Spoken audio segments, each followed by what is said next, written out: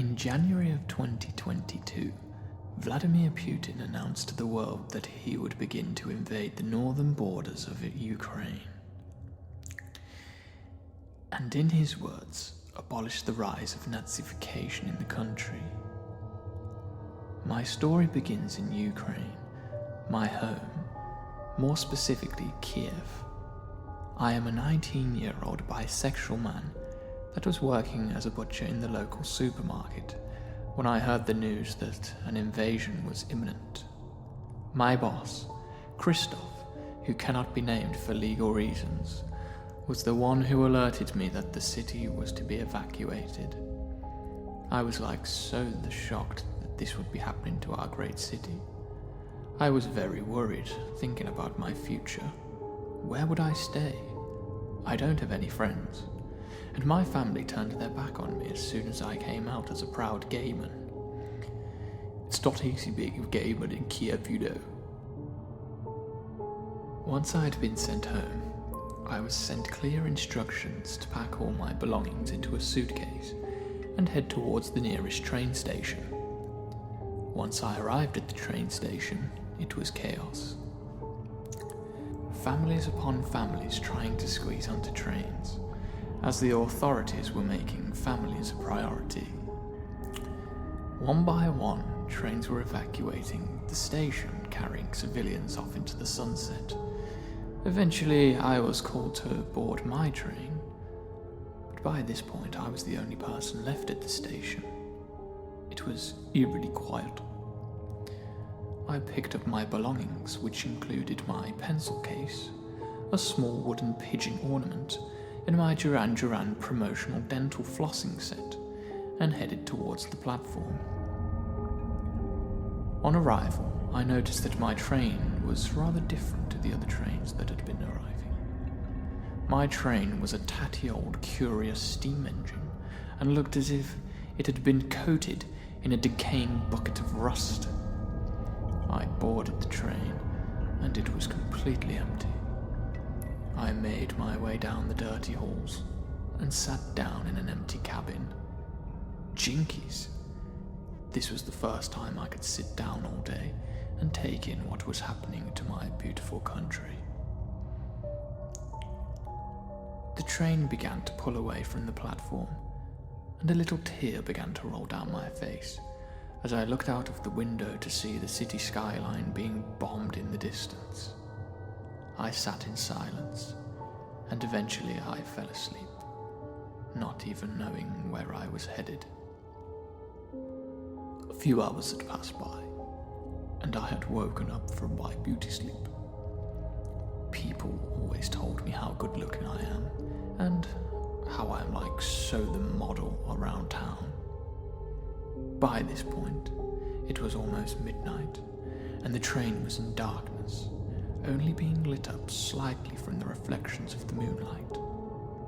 I needed the toilet, so I thought I would pluck up the courage to find the bathroom on board and drop a deuce. I made my way down the corridor. I was so creeped out.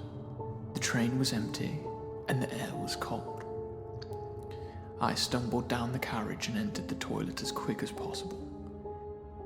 It was a sigh of relief I made it down there. I dropped my trousers and released a well-deserved slug, much to my own amusement. Jinkies, that was sloppy. I pulled out the loo roll from the side, gave my backside a wipe. Yes, a ghost wipe. I threw the paper down the toilet, flushed the chain, and left. What happened next still haunts me to this day. I made my way back to the cabin, and when I opened the door, I was shook to my core. Opposite my seat was a man in a black pinstripe suit with a matching fedora, with a handlebar mustache and a newspaper.